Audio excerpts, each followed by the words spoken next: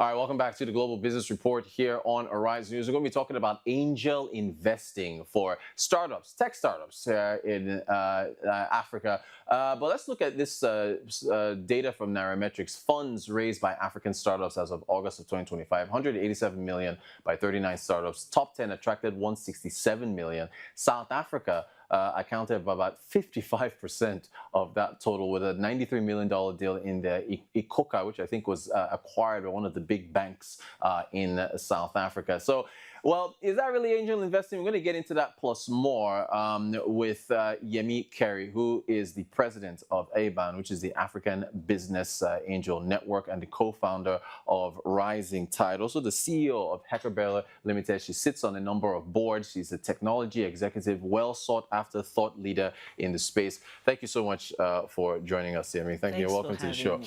Now, so those figures, I mean, it's not tech. I think it was more maybe venture capital. I know angel investing starts from very early, but what do you make of the figures in general? Well, these are figures whether the VCs and M&As really, and these are funds that have been raised by African startups, right?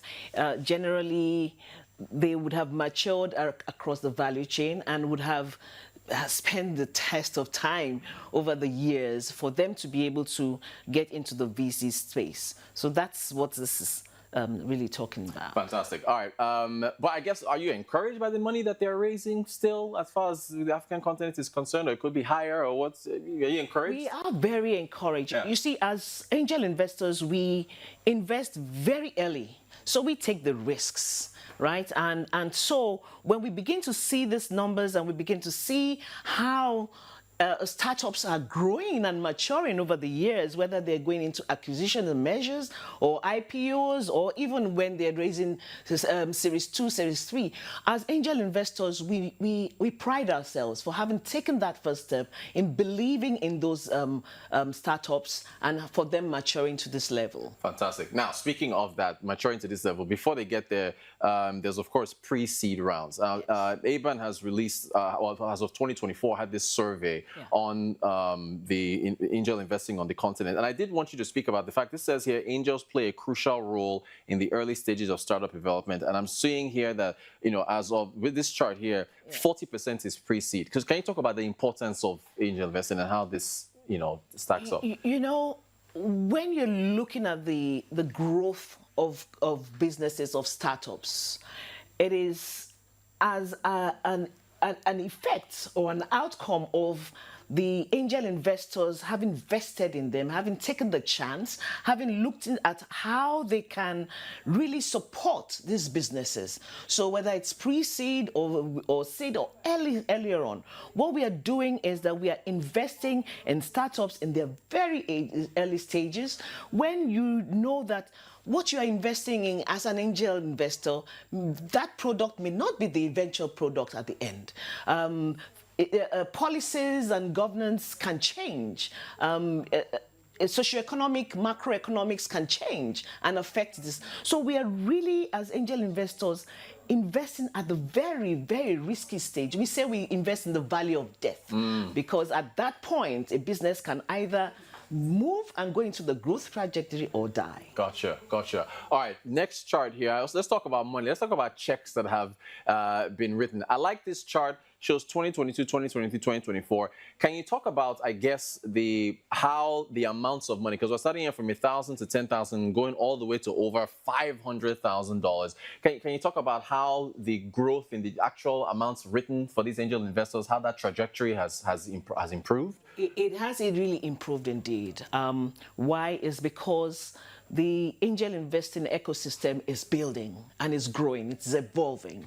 Time was when you would invest 1,000, you know, small tickets here and there, testing the market, and in the early stages of angel investing on the continent as we know it.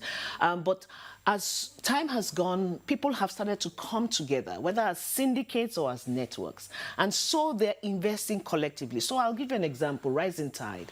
In 2018, 2019, we're doing small tickets between 1,000 and 25,000.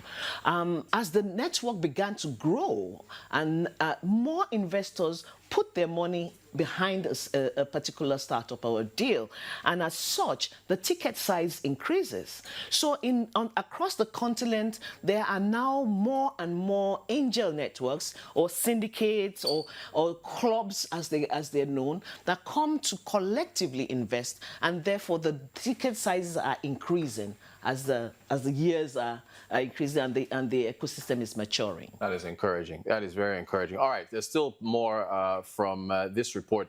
This looks at how angel investors are. Yeah, I'm glad you mentioned rising tide. So we've got, again, 2020, 2020, 2024. Syndicates, angel network, using a combination of methods on my own, deciding to just invest on my own via a startup funding program. Can you speak to the avenues or the channels through which angel investors are connecting with startups to give them this money to support them? These are structure. Yeah. Angel investment is structure. Time was when your cousin or your uncle will ask you for money for a business, and you'll just give them the check. That is angel investing, right? So you're doing it on your own. Sometimes you're looking at what would be the benefit for me at the end of the day, and sometimes you're not. As the ecosystem has begun to mature, people have started to move from doing individuals investing to collective investing, hence the networks and the syndicates, right? And then some people use a combination of methods. So Lagos Angel Network has a deal and says, okay, this deal is good. The founder is a woman.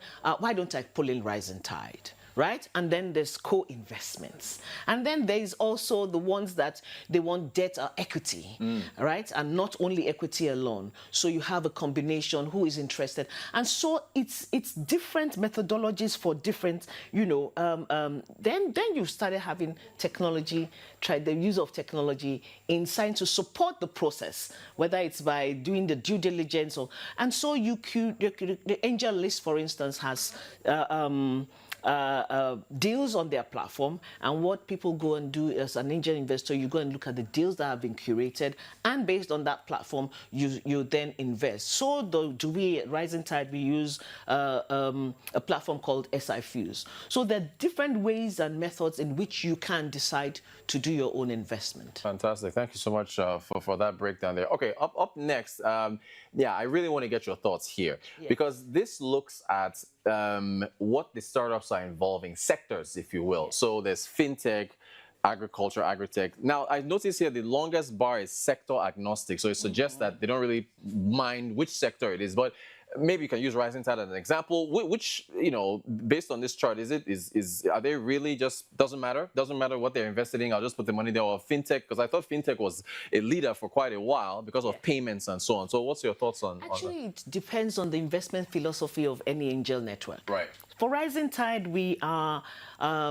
increasing women's participation in angel investing. So we're a network of female investors. And we are supporting female founders, trying to close the gender funding gap, right? And so we're not looking at agriculture, or we're sector agnostic. Gotcha. A woman comes, female-owned, female-led, or gender-diverse businesses, we will try and invest in them. So investment philosophies are very important. But then, more importantly, is that people try and invest in areas where they have the subject matter experts, right? So if my background is agriculture, my tendency is that I would invest in agriculture. And so you have the agri-tech and then the edutech, right? But the fintech, one of the critical things you would notice about the fintech is the fast growth of it. For agriculture, you need patient capital. Right. For education, you need patient capital. So depending on what appetite you have as an investor, you would then look at how you want to invest in different sectors. But there are a lot of people that are investing in fintech because the technology allows for a fast-paced growth. And so your values and your returns are shorter than all of the others. But then certain investors would want to look at impact. Right. When you're looking at impact, you're looking at healthcare, you're looking at education. So it's the different appetites of the investors. Gotcha. All right. Now, so I think this is okay. This is still on the same topic. I think we can jump ahead because you just mentioned impact, and I did want to ask you about that. So if we jump ahead to I think we have another chart which talks about impact. Perfect. So this shows as far as social, what they're looking for, or what they're looking to, the impact they're looking to have. I see social impact here, economic impact, and environmental impact. So you mentioned impact. Is this, are they just wanting to change, you know, like women, you're talking about getting more women in there, or wanting the economy to improve? How are you viewing the type of impact that these angel investors want to have when they're writing these checks to these particular startups? You know, as a continent, and as founders, they solve for problems. And a lot of, you know that the continent has a lot of problems and a lot of challenges. And that is what the founders are trying to do. They solve for problems. Now, the problems would fall into social, environmental, as it were. But when you fast forward, after solving for your problems, then the economic outcomes come in, right? And so when you look at the growth and evolution of angel investing, or even investments as it were, it always translates for successful ones into economic outcomes, right? So as a founder or as an investor, I could then say I really need to take the issue of healthcare seriously. Okay. There's a company, WADA, in Tanzania, and what they were trying to solve for was just solve for dispensation of medication and its mobility. And today they have $6 million in revenue. They have solved for the social problem, but the economic outcome has come, right? And so for a lot of other organizations, financial inclusion, money points, and then today they have the economic outcome. So it's not mutually exclusive, right? One tends to lead to another. To the other. We're in October now. I understand there's an event you have coming up, which is about Africa Must Fund Africa. I think that's the tagline. Yes. So, I mean, but look, a lot of startup founders, I just talked to one, I met him a few days ago. He's flying off to America to go raise money. So talk to us about this, the tagline about Africa Must Fund. Do you think all the funds can be gotten from the continent, or are you saying we should exclusively focus on funds from Africa, or still get funds from overseas? Talk to us about that. This Africa Must Fund Africa. You know, Africa Must Fund Africa, you've been hearing it from different perspectives throughout this year. And the realization is that if we do not put our own foot forward, then nobody from the West will not come. The funds that they're looking for that are in the West are predominantly looking for de-risked investments, right? If we do not fund Africa, or if we do not fund Africa and look at the future, the money from the West will not come. Flutterwave, we took a first hit. Paystack, Money Point, all of the unicorns, the angel investors had to put their money in first for it to be attractive for the global economy. And therefore, we are saying that we have more opportunities. And we as Africans, we start to look at how we can raise local capital to start to invest in all of these founders and solve all of the issues that we have on the continent before they can go and then start raising. Let us not start waiting for global funds to come and dictate to us based on their own terms how they're going to issue us the funding, right? It is important that we understand that if we do not take that first initiative or that first step in believing in the solutions that we are providing and investing in all of these founders as local money, the rest of the world will not come in.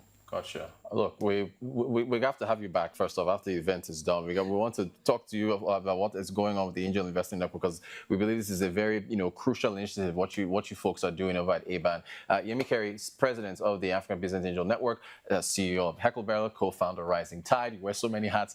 Thank you so much for joining us on the show. Appreciate your time. Thanks for having me, and I hope we see you guys on the 17th and 18th of October at the J Randall. We will check it out. We'll be there. All right.